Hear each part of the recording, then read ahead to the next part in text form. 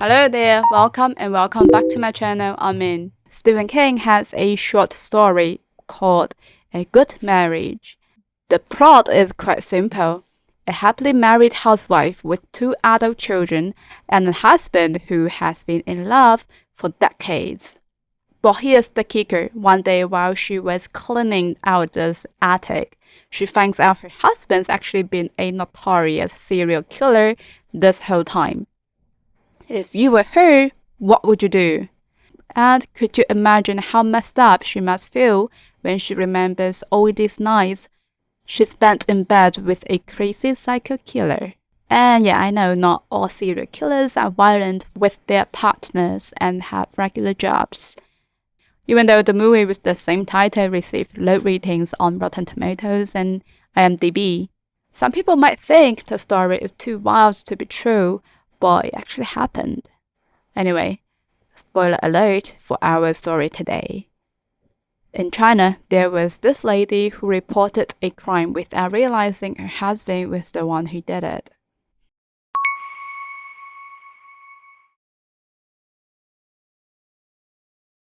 So, on the 30th of May 1999, things were heating up in Beijing.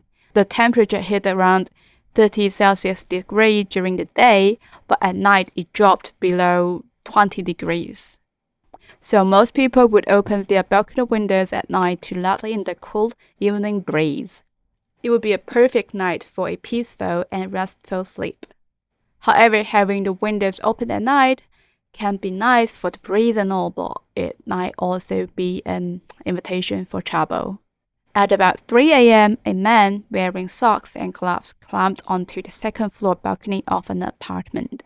The balcony belonged to a 2-bedroom apartment that was rented by a company for its female employees. There lived 8 young women, aged 17 to 24. 7 of them were sales ladies for a jewelry counter in Beijing, and the 8th was on a business trip there. They had planned to go visit Great Wall the next day. The girls, in the midst of their dreams, had placed great trust in the world. As they were living on the second floor with no barred windows and unlocked doors, they must have felt safe and well cared for, like most of we are nowadays. However, in the past, in China, many of those old houses have windows that are actually sealed, much like the video I took here, especially in lower floor residential buildings. Without exception, they will install thick, sturdy nuts over their windows. This serves to prevent laundry from falling off the balconies and also deters intruders from entering through the balconies. So this creepy guy landed to the balcony and took no effort to break through a thin mosquito net door and came into the dormitory. This dude had a pretty obvious goal. He was on the hunt for something. And then in the middle of the night, there was this soft rustling sound that echoed around. And wouldn't you know it, some of the ladies sleeping nearby woke up because of it. The dude's reaction was like a mouse almost got caught by a cat. Well, almost, so he was a bit overreacted. When he saw one of the girls about to leave the room, he ran over and covered her mouth to shut her up. But before he could even say anything, the girl he grabbed started to wiggle and yell. Other girls in the room started to wake up too. One of them even switched on the light. When the bright light flooded in, the dude felt like his world was about to crumble. There were just so many people, all staring at him. He was super panicked at first, but on a second thought, they were just girls. Perhaps in the eyes of someone like him, he saw women as vulnerable and at the same time had no mercy for vulnerables. So he started to attack them. It was not a big room. Once the guy stood by the door, no one could come across him to seek help from the other bedroom. The guy stabbed the girls in the lower bunks first, and when he saw so much blood pouring out, he would climb up to finish the other 2 girls on top. As I mentioned, this is a 2-bedroom flat. with 4 girls in each bedroom. So like when the bedroom next door was getting attacked and making all these noises, it was bound to get the attention from the girls in the room next to it, right? And then those girls rushed out and came over to check out what was going on. Therefore, they got grabbed and stabbed by the devil as well. One of them managed to crawl out and ask for help from the neighbors, though. Before any neighbors could respond to the knocking, she saw that devil was catching up on her. So she couldn't wait for the neighbor to respond. She stumbled her way towards the staircase. But she got caught up eventually and was stabbed to death there on the staircase. And she was one step away to leave the building. The guy was covered in blood, and when he returned to the bedrooms, he actually saw one of those girls he thought that was dialing on a phone or something. Before he knew it, he stabbed right from her back and twisted his knife to make sure the girl was completely died this time. In fact, after he cooled down a bit, he stabbed each of them multiple times again, just in case they would somehow revive. The guy never thought there would be so much blood could come out of those bodies. He almost slipped on the puddles of the floor several times while giving the extra stabs. In desperation, he searched inside the flat and put on a pair of women's slippers that he could barely fit into to prevent slipping. And it took him only 20 minutes to finish off 8 girls. Now he can finally calm down and began to search for money and valuables in the rooms. But he couldn't find much, only some changes in some handbags. He left the flat with several dozen Chinese yuan. Since his attack lasted for a while, not all the neighbors were deaf. They definitely heard some cries and weird structures came out from that flat, so they noticed the residential management office. Now let's have a brief history reminder. Before the year of 2000, most of these residential units were actually managed by specific agencies or organizations. And in the past, if you would want to make an external phone call, each household needed to dial a special prefix number, and making external calls was not cheap. However, it's important to note that these internal phone calls within residential complex were free of charge. However, on the other hand, to make internal phone calls within this residential complex were free of charge. So whenever something happened in people's homes, they would first call the management office with the internal calls, which was similar to today's, property management or security services. These neighbors who heard strange noises because they didn't dare to stick their heads out in the middle of the night and also didn't have the mindset to call the police directly, their first instinct was to contact the residential management office and have the administrators go and investigate what was happening. And the woman on duty in this management office that night picked up so many of these calls, right? She was very confused and worried. So she firstly called her physically stronger colleagues to come over to the office, and before anyone could arrive, she decided to go check it out first. As she and her families also lived in the very building where got reported with strange sounds or noises. So she was like rushing to that building in the night rain, and she totally didn't see the whole way because there was this little van parked right outside the stairs and all. Then when she went around the vehicle and was about to go into the stairwells, she finally saw there was a girl, shoeless, lying on the ground. Wow, she didn't look good. It was just too much blood coming out of her. So the administrator rushed right back to her office and called the police.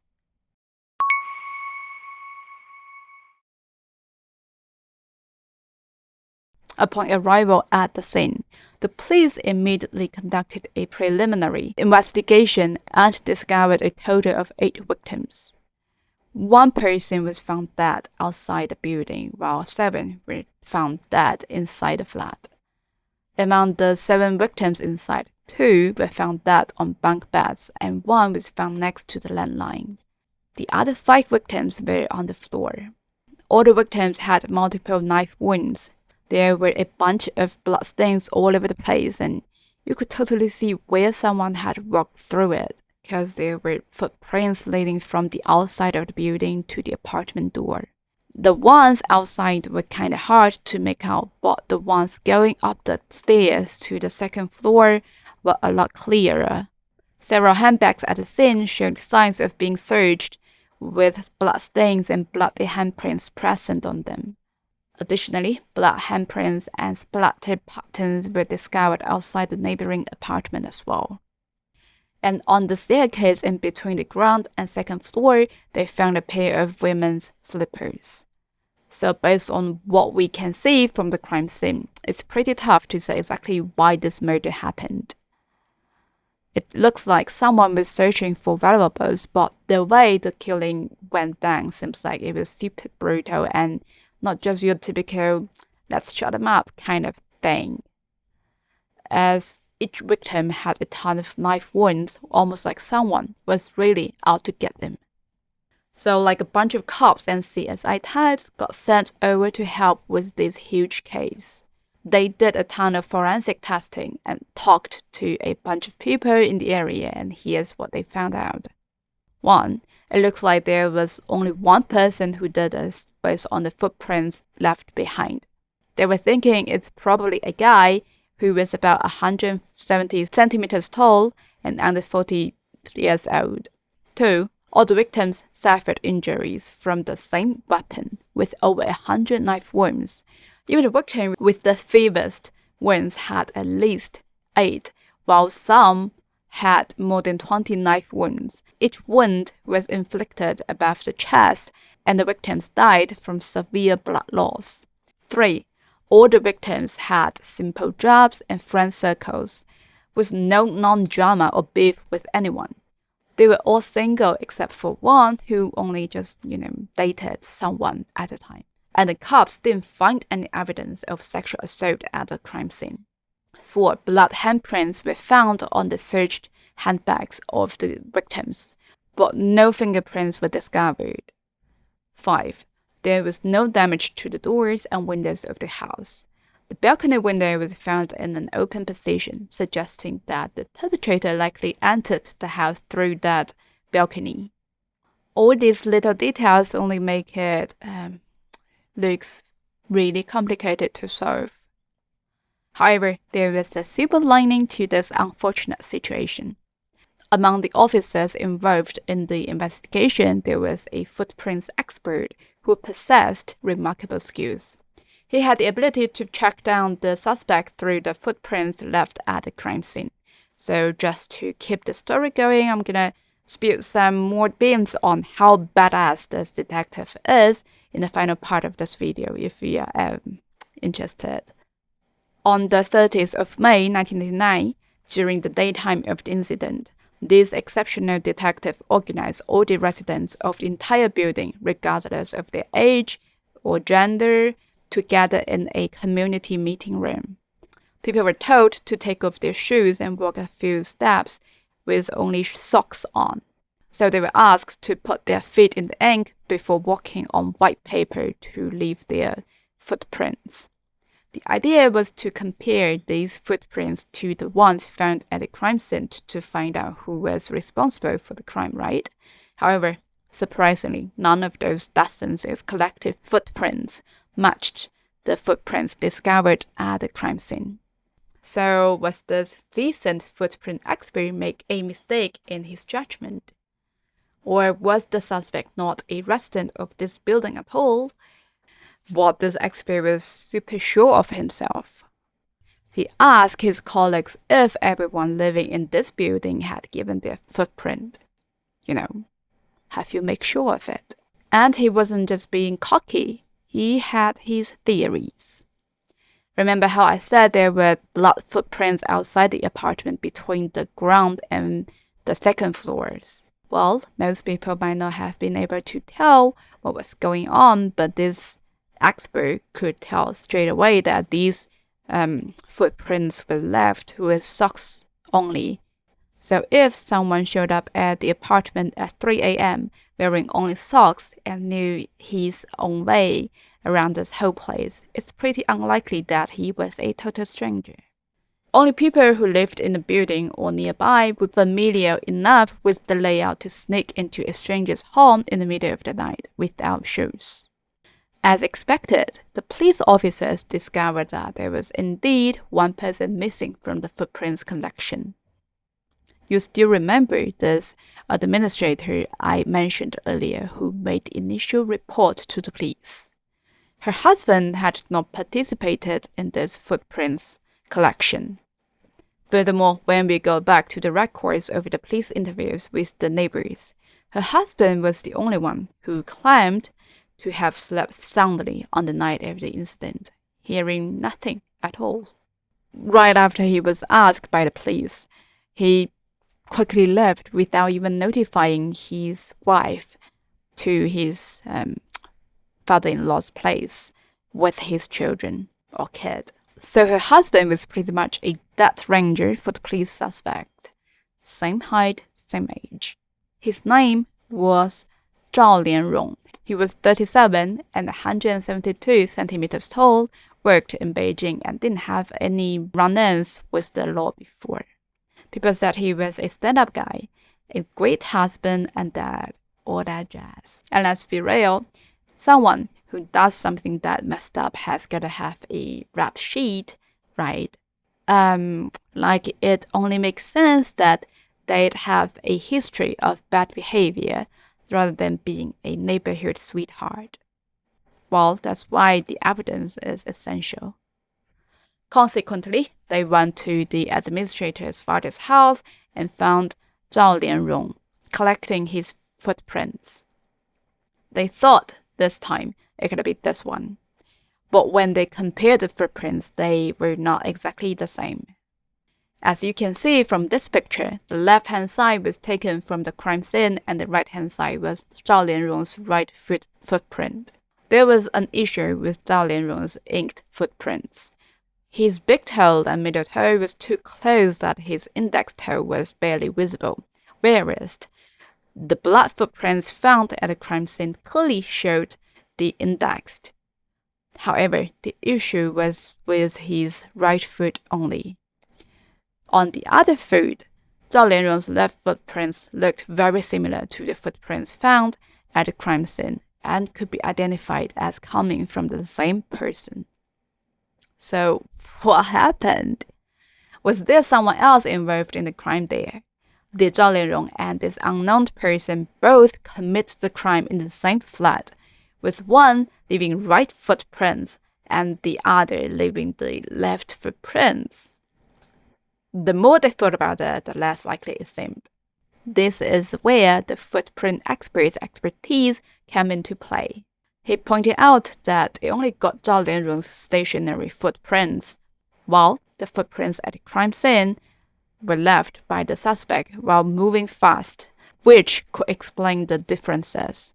At that time, Zhao Lianrong was not the culprit and they could request his footprints, though they couldn't force him to leave footprints in a specific position. So the police had to find a right footprint left by the suspect while standing or walking at the crime scene. The police found many bloody footprints at the crime scene. They found them inside the apartment and on the staircase and hallway. It's hard for them to get it from inside of that flat because there were just so many of them. All the victims and perpetrator, right? So the police focus on the footprints in the hallway and the staircase. They found 3 footprints that were pretty clear but not complete on the first round of evidence collection. There were lots of footprints in the hallway going in both directions. The footprints clearly were left by the perpetrator, who chased after the victim who was running away. The technicians used visible footprints on stairs to estimate where hidden footprints might be based on how people walk.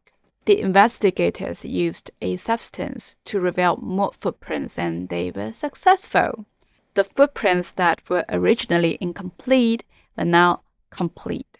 These footprints turned blue when the substance was applied. The police noticed that the second hole was not always visible in these footprints. This could be due to differences in how a person stands, runs, or jumps. So this finding proves that the expert didn't just make a snap judgment. Now that they got these solid evidence to back up their theory.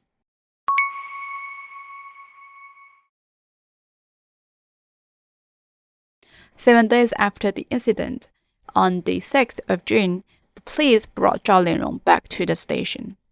Now they have more evidence. They found blood of the ninth person, in addition to the information about footprints mentioned before. And there were 8 people died in the crime. So you know who was gonna be the ninth. To find out if Zhao Linrong was the main suspect, the police compared his blood to that of the ninth person, of course. During the DNA matching tests, even with the footprints, they had enough evidence to ask him to wear socks and simulate the crime scene. As Zhao Linrong took off his shoes and socks in front of everyone, the investigators saw that his right second toe was noticeably longer and arched over his big toe and third toe when he stood. Although these details might seem insignificant, what truly mattered was that the police asked Zhao Linrong to walk on white paper while wearing socks covered in ink, and the paper was placed on the staircase. So Zhao Linrong was like trying to walk in a new way when he tried to go up or down stairs. It's because he just couldn't shift his weight around in his feet. Therefore, this experiment once again confirmed that Zhao Linrong was indeed the person who left the blood footprints at the crime scene. Combined with undeniable DNA evidence, Zhao Linrong had no choice but to confess.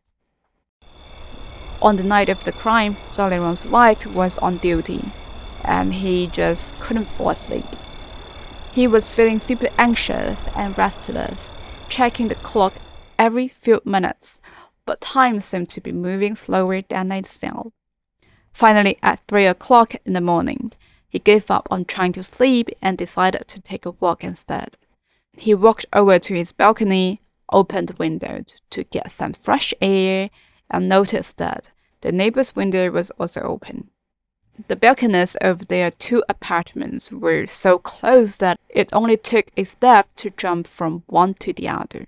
But you're probably wondering why Zhao Linrong wanted to jump over to the neighbor's balcony in the middle of the night, as it's really not too normal I thought it was. Well, part of the reason was that the balcony was having a lot of clothes hanging and swinging in the wind, and he said they smelling like laundry detergent. And according to him, he had a bit of a thing for those clothes. He said he really wanted to bury his face in them and just hug them tight.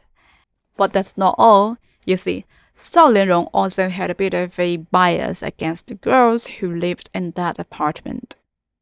He just assumed they were all tall, beautiful, and worked late, and they all wore high heels. Who wears high heels at night unless they're up to no good, right? In his mind. Anyone who worked late and wore high heels couldn't possibly have a legitimate job. Plus, his wife had told him that they were in this jewelry business, and that really got his attention. To Zhao Linrong, selling jewelry meant they had money, and if they had money, they might have some really valuable stuff hidden away in their apartment. So he figured he'd just sneak in there in the dead of night and take what he wanted without anyone knowing. That's pretty much why he decided to go through with his plan. So apparently, Zhao Linrong always slept in socks, and he was wearing them at this time as well. He had left his shoes in the living room, and he didn't want to risk waking his kid by going to get them. So he decided to go barefoot. He also wanted to make sure he didn't leave any fingerprints, so he found some gloves just like a thief in the movies. After he found the perfect pair, he realized that he might need something to defend himself if he ever ran into anyone. So he went back inside his own flat again to grab a folding knife. Now he felt prepared and ready to climb over to the neighboring apartment. And you know the next. A burglary went horribly wrong. So Zhao Lianrong left his apartment and went down to the corner of the staircase. Then he carefully left the victim's slippers that he had worn earlier on the stairs. After wiping the blood off his feet, he slipped back along the edge of the staircase to the second floor and returned to his own home.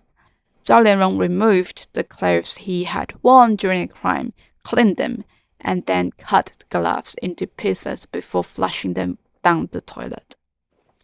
Later, he took the opportunity to dispose the folding knife by throwing it into a disused well. He thought everything should be foolproof, right? Although he had slipped and grazed himself while chasing the escaping woman, he believed that no one would notice that tiny bit of blood stain that even him couldn't find on his way to flee. But he felt somewhat uneasy and couldn't sleep all night. As expected, the police came to question him during the day. Fortunately, since he had trouble sleeping anyway, he took the opportunity to self-induce drowsiness, claiming that the weather that night was just too comfortable and he slept like a log. After all, no one could verify whether he had really slept through the night or not. So on the 18th of June 1999, the Beijing Procuratorate First Bench decided to sue the defendant Zhao Lianrong for the crime of intentional homicide at the Beijing First Intermediate People's Court. And guess what? The court found the defendant guilty of the crime of intentional homicide and sentenced him to death with deprivation of political rights for life. The case ends here.